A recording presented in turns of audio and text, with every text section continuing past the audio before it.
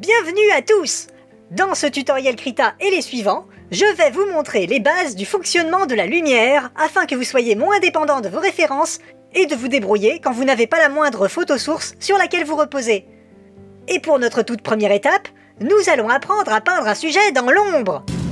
Ludo, rallume, c'est pas drôle!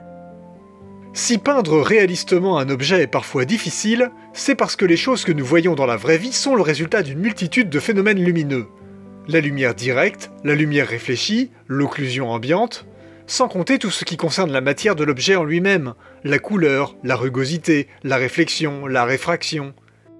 Mais quand l'objet est dans l'ombre et loin de toute source de lumière forte, les choses deviennent beaucoup plus simples. Pas de lumière directe, pas de lumière réfléchie. On peut se concentrer sur une unique forme d'éclairage, l'occlusion ambiante. En guise d'exemple, prenons cette simple sphère colorée sur le sol. Je précise que la sphère est sur un calque séparé, cela sera plus pratique pour la suite. Avec CTRL-SHIFT-G, je mets ce calque dans un nouveau groupe de rognage rapide, que je vais mettre en mode multiplié. Maintenant, rien qu'en noir et blanc, je peux ajouter des ombrages. On va en mettre de deux types. D'une part, l'occlusion ambiante à proprement parler, qui est le fait d'assombrir les creux et les espaces entre deux objets pour montrer que ces zones sont moins accessibles à la lumière. Mais il va falloir rester subtil. On va éviter d'utiliser du noir pur afin de garder de la marge de manœuvre pour signifier des ombres et des bosses même à l'intérieur des zones les plus sombres.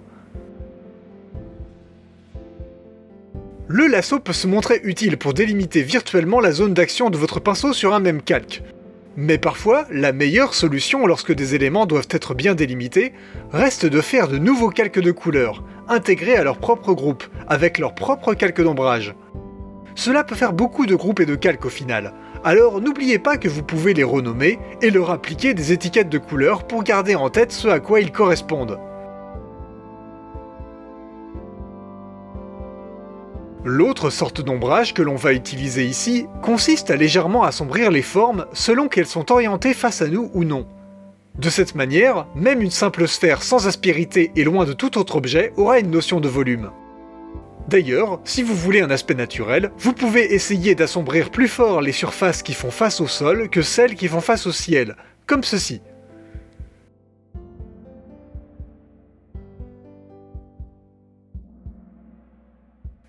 Et c'est tout!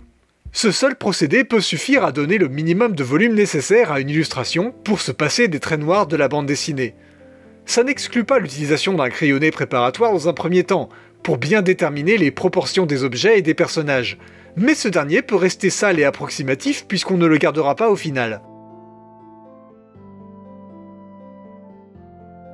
Comme je l'ai dit, dans le monde réel, ce genre de résultat correspond à quelque chose que l'on peut voir en l'absence de lumière directe. C'est pourquoi il peut être particulièrement intéressant d'assumer que votre personnage se trouve dans l'ombre, par exemple en l'assombrissant globalement et en gardant le fond aussi clair que possible. Pour ce faire, il suffit de vous assurer que tous les calques et groupes qui composent votre personnage se trouvent eux-mêmes dans un groupe dédié. Ce qui peut se faire simplement en les sélectionnant tous et en tapant CTRL-G. Ensuite, sélectionnez le premier calque du groupe et ajoutez un calque de filtrage avec la petite flèche à côté du bouton plus pour ajouter les calques. Dans la catégorie Ajuster, prenez l'effet Niveau et baissez le niveau de sortie blanc vers le gris.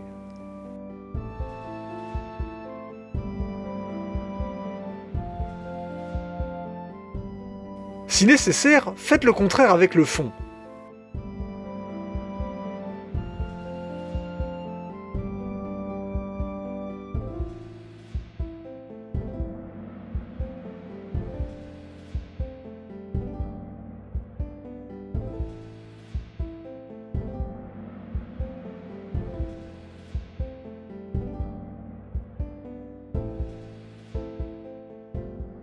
Si l'effet ne vous convient pas, vous pourrez le réajuster plus tard avec un simple clic droit et en choisissant Propriétés.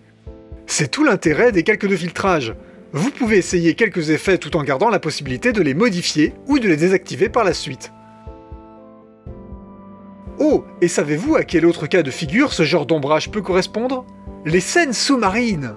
Je compte sur vous pour peindre plein de jolies sirènes et tritons à l'occasion.